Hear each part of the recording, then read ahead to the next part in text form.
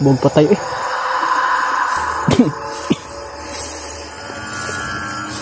Ang baho ng patay dito.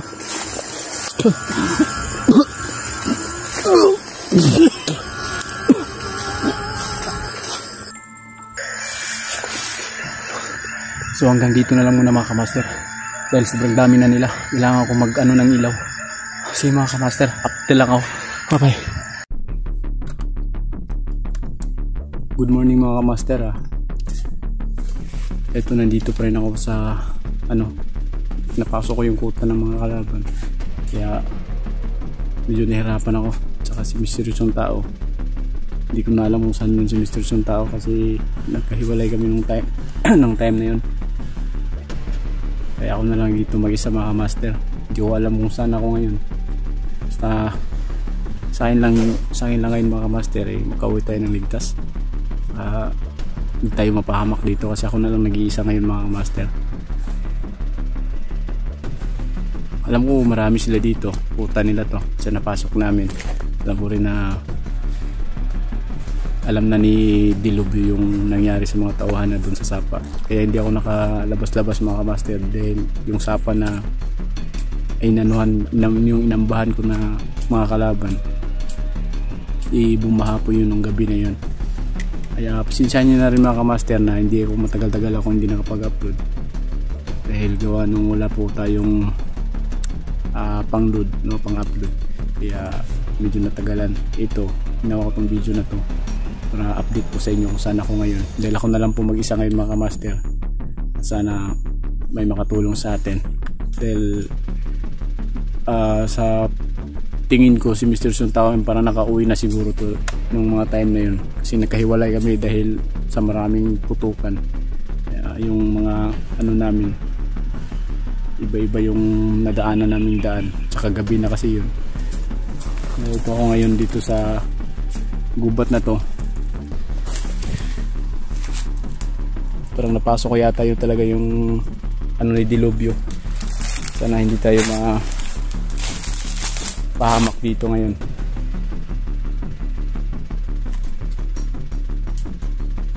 Kagabi mga kamaster marami pong naririnig ko na mga kalaban.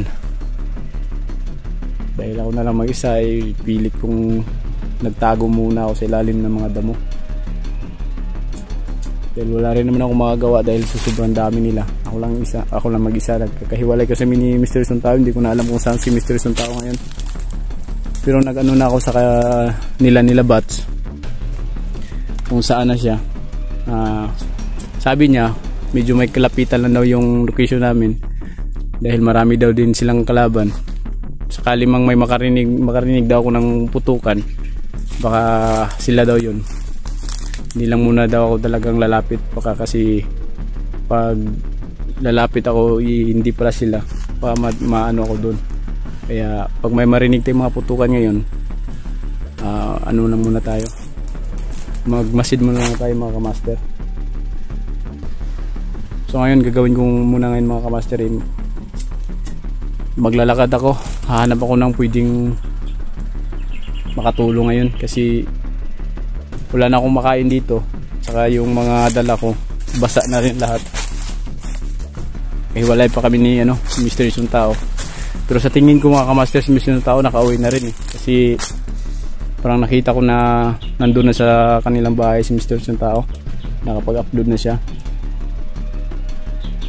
Kaya ako wala, nandito pa ako. Ako yung naiwan dito sa bundok. Kaya siguro baka makauwi. Sana walang mangyari sa atin dito mga kamaster.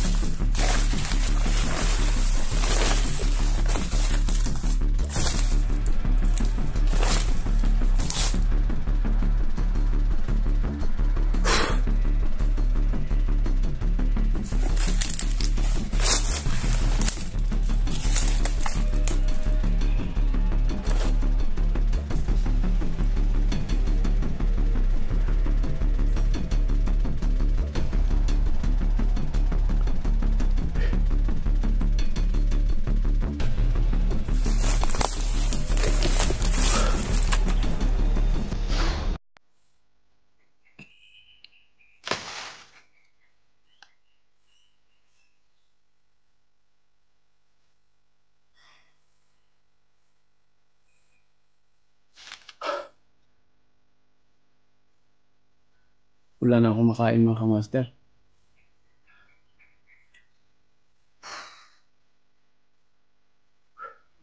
Sana may makatulong sa akin dito.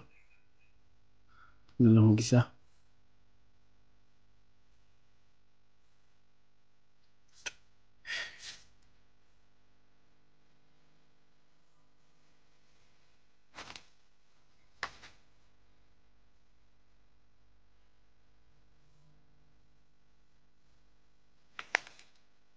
Pero nakunta ko na si Bats. Sabi niya malapit na yung location namin dalawa. Sana nakita kami dito.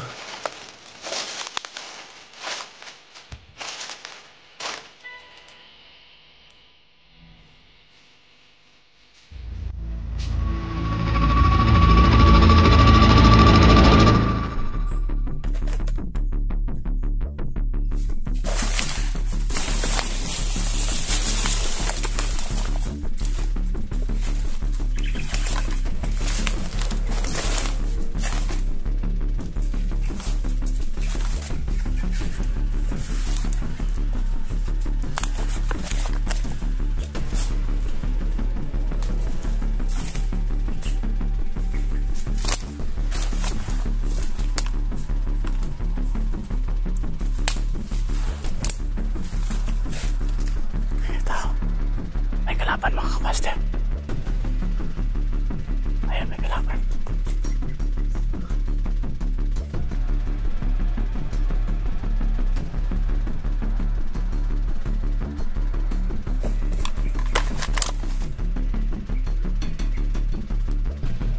Sana gabayan ako ng Panginoon ngayon. Kasi ako lang mag-isa dito.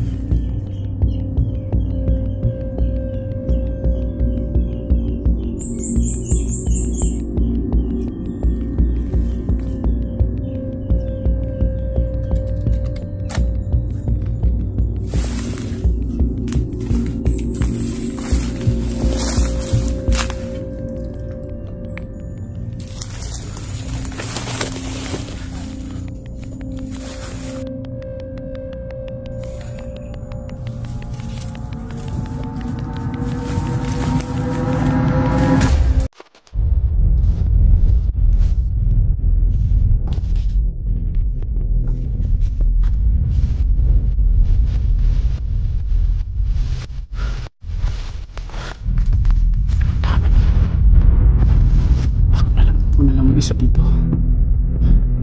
Sana makarating luta nila Bats. Kasi sabi niya malapit lang na sila sa naroon namin.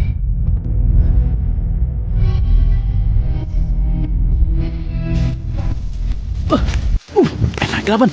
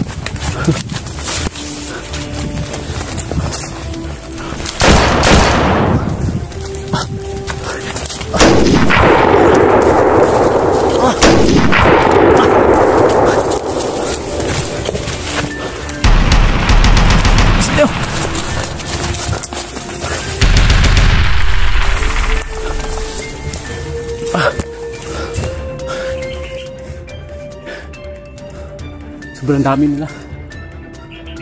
Sana kaya sila Bats ngayon.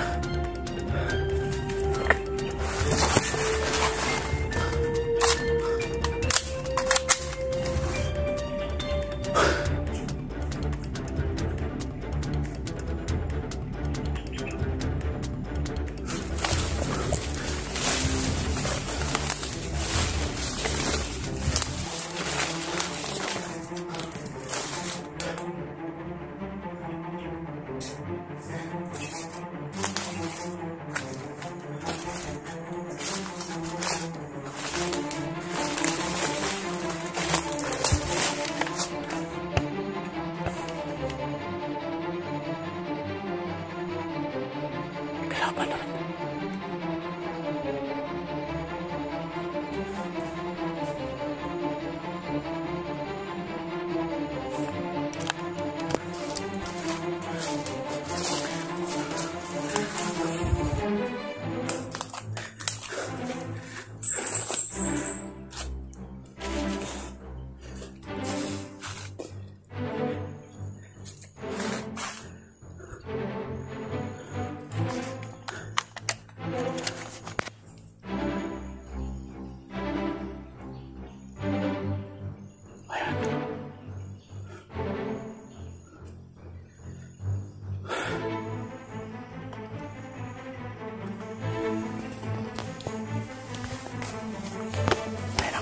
Isa.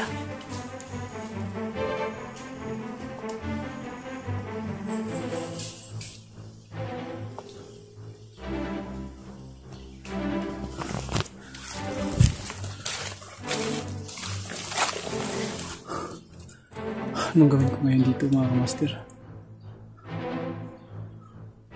Pero kaya ko to. Kailangan ako makarating doon sa kuta talaga nila Bats.